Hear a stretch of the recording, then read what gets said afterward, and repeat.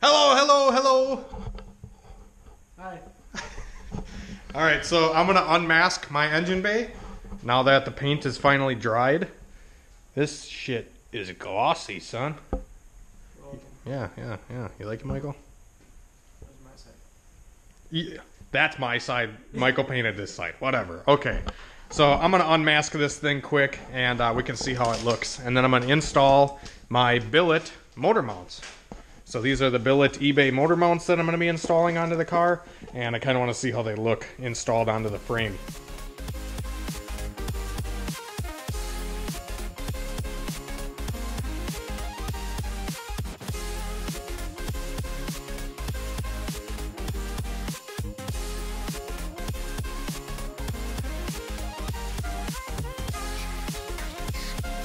Alright, so we got everything unmasked, and this thing's looking mint. And now T-Bag is zip tying my brake lines. Why are you doing that, T-Bag? This tucked his life. Because that brake tuck? That brake tuck, though.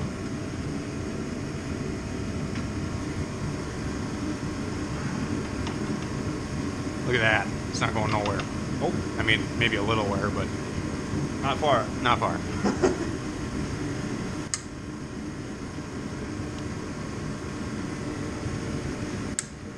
Now, we installed the motor mounts too. Now, this is the driver's side mount, and they give you a bracket to put the normal, like, EG style mount into. And this bracket seems like it's a little bit crooked, and the bolt holes did not line up exactly the way they should have. So, this may need modification later. I'm not sure until we actually get the motor in the car, but all the other mounts bolted right on. Besides the rear mount, you need a longer bolt for the front, which I think they supply you with, and I installed that one. And yeah, so hopefully this all works out. These mounts are really nice, but the bracket they give you with it seems to be a little bit crooked or some shit. So, I don't know. We're gonna smack it with the BFH. Yeah, you just grab a BFH and we'll smack it into place.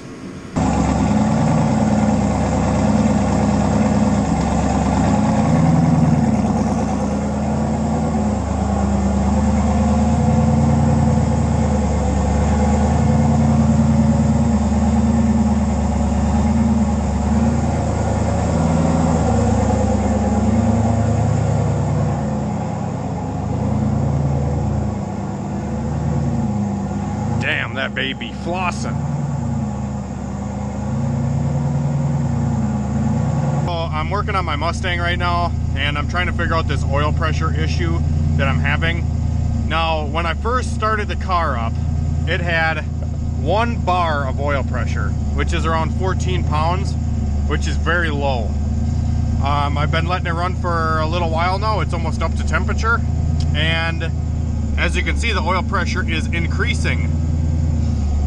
So the oil pressure is increasing as the motor is warming up. That's telling me that this is too thick of oil that's in the Mustang right now. Like I said, I have 2050 in this thing, so I'm gonna switch it over. I just got some 530 and a new oil filter, and I'm gonna see if that cures any of this, sorry, I'm gonna shut this noisy thing off. I'm gonna see if that cures any of my oil pressure issues. I've heard of some guys actually saying that the oil filters can get clogged up as well, and this is the oil filter from last year still, and I blew the motor up and I still have the same filter on it. Now, nothing really went through the oil. The piston melted, so I mean, there wasn't really any material that got bounced around in the oil at all, but the filter could be clogged up some way, shape, or form, and that could be causing my lifter tick issue, because this thing has a lot of lifter noise. It always has had a lot of lifter noise, so I think I'm actually going to swap the oil out and filter, and I kind of also want to check the push rods, because on these motors they're a see-through push rod, and I don't know if that could have anything to do with it, if they're clogged or anything, and I've never checked it. So I kind of want to check the push rods and see if they're clogged at all, and if they are, clean them out. And I may also run some ATF through the motor and see if I can free up any stuck lifters, because this thing, like I said, is clanging like a son of a gun. And maybe a little bit of transmission fluid in the oil may cleanse some of this junk out. So I think I'm actually going to drain part of the oil out and then top it back off with transmission fluid. after I check the push rods. All right, guys, I got some good news and I got some good news. Name that YouTuber.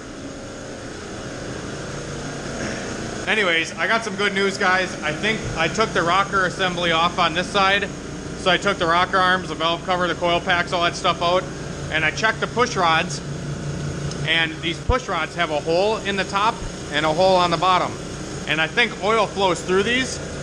And you're probably not gonna be able to see it on camera, but these push rods were completely clogged shut on the majority of the push rods.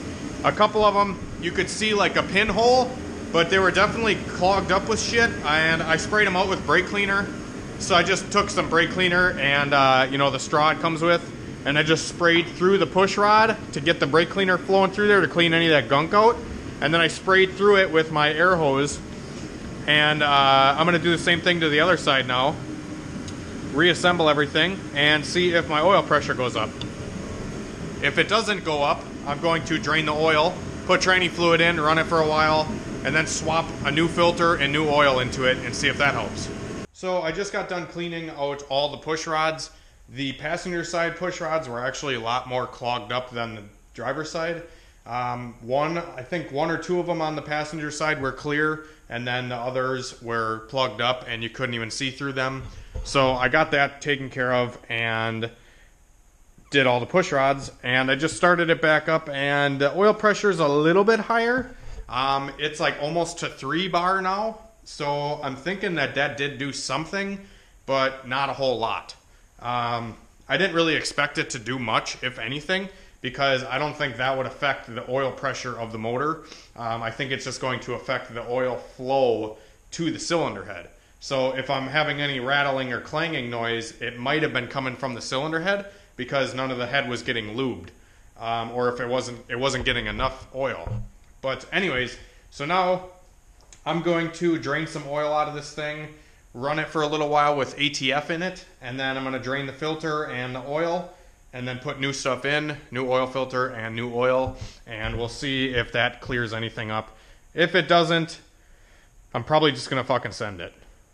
Okay, so I actually drained like 3 or 4 quarts out of the motor, and then I topped it off with a gallon of transmission fluid, and I just got done running it for like 5 or 10 minutes, and I was like sitting at 3,500 RPM, just letting the RPM spin and get the oil flowing and get the transmission fluid flowing. And I noticed when I came back down to idle, it was at like 35 PSI oil pressure, and when I pulled it in initially, it was at fucking 10. So maybe we're getting somewhere here. But Michael just stopped by,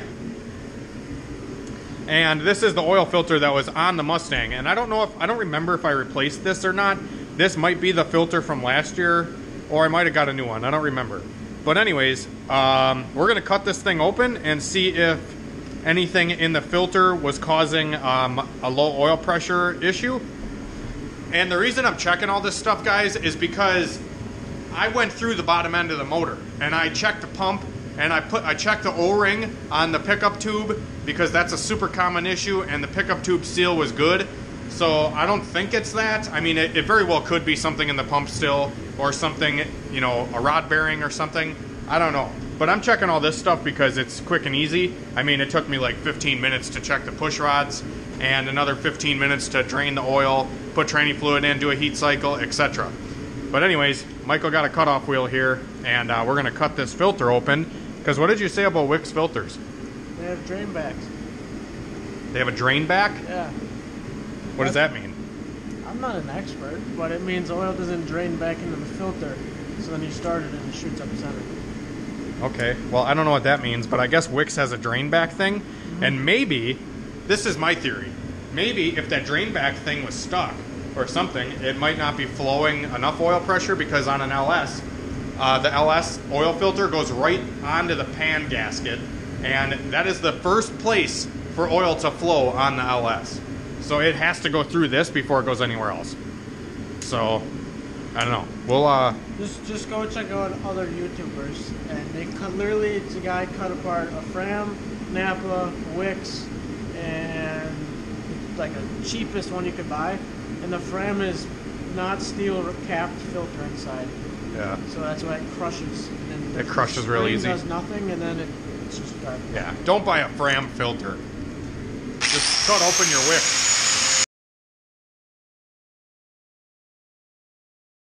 Also, on an LS motor, there's a long filter and a short filter. I don't know what's better. I don't know. I think I've had issues with both long and short filters. So I had a long one on there. I'm going to try a short one this go around. And we're going to try a microguard filter instead of a Wix. That's what I got on my car right now. Yeah. I feel like they're the same shit. There we go. There's the cap. This does nothing, obviously. And then it's got a seal. This is the drain back thing? Mm-hmm. Okay, so this seal. This is why these filters are $9, guys. I didn't cut far enough down. Oh, you didn't cut far enough into it? I don't think so. Can you just pull this up? Maybe. Try to pull it up. See, this is steel banded. You see that? Oh, okay. Maybe this thing was clogged up, huh? Yeah. How do you tell? You don't? It looks You throw it pretty in. rough. Yeah, it looks pretty rough. Alright, well, I'll throw a new oil and filter on this thing. See if the oil pressure goes up even higher. Oh, and I'm changing to 530 instead of 2050. I bet you maybe the 2050 had a hard time flowing through the filter. Yeah, Maybe. possibility.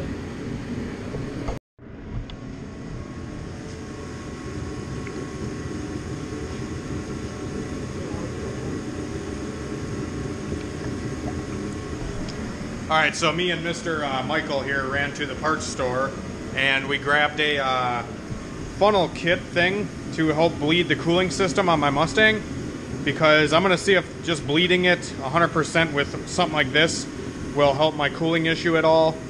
And if this doesn't fix it, I may try the steam ports, and if that doesn't fix it, I'll get a new radiator. But anyway, so we went into O'Reilly's and got one of these guys right here. This pretty much just allows the coolant to, you know, you can funnel it to the highest point here and burp it out. And then I also bought an overflow for the car because it's never had an overflow tank on it. So I ran the overflow over there and mounted it. And then obviously ran the hose over there. So that's all installed. And we're just going to see if we can get this thing bled out or not and see if it runs any cooler. Alright guys, so we have been filling this thing and it's already taken like a gallon of water. I'm not putting coolant in it right now just because I don't want to spend the money unless I'm going to actually have a good setup here and it's not going to overheat. But I mean, this thing just keeps bubbling and keeps bubbling and keeps bubbling. What are you laughing at? Dude, I definitely thought as soon as you were going to say that it wasn't going to bubble anymore. Oh, it's still bubbling. Blop, blop, blop, blop. Wow. What a fucking piece of shit. Oh, by the way, if I didn't tell you guys, this thing has 60 PSI oil pressure now. So that is fucking mint. I don't know if it was the oil filter or if it was the push rods or if it was the tranny fluid oil flush or what it was, but she's good now. Alright guys, so we were working on the Mustang quite a bit today, and I got this new fancy $9 O'Reilly's overflow hooked up, and I ran the overflow into the bottom here. I think that's how it should be, or whatever. It seems like it's okay. And this hose, I gotta kind of tie it somewhere, but this seems like it's alright. We got pressure in the cooling system, and we burped it completely with that funnel that I bought, that thing right there, and drove it around for a while. And it didn't seem to run hot at all when it was sitting here with the cap off and shit. But as soon as we put the cap on and drove it, it got up to like 220 again. So I don't know what the fucking deal is here. I have 3 fans. They're not the strongest fans in the world, but they are fans. And they're all blowing towards the motor. And yeah, I don't know. I'm looking for some advice here. I still did not do the steam port. I just don't see how that can be an issue. I don't know. I mean, yeah, I know air can get trapped in the cylinder head and whatnot, but if you have a funnel that comes up to here, and we had the level of the water, like right here. Yeah. So that's definitely higher than the engine. So I don't know how that could be the issue. Like I said, I don't know. I will probably plumb the steam ports tomorrow and do another update and see if this thing cools down at all. But I mean, it's literally 22 degrees outside, and we have 3 fans on and driving down the road, and it still runs 220. So After we burp the system. after we burp the system, yeah. So I don't know. We'll figure it out, and I'll pick up tomorrow and see if we can do that steam port thing. And if that doesn't do it, Well, shit. just bang it off the limiter. But anyways, thanks for watching, guys. Please hit the like button and subscribe if you guys are new. And we will see you tomorrow for another video.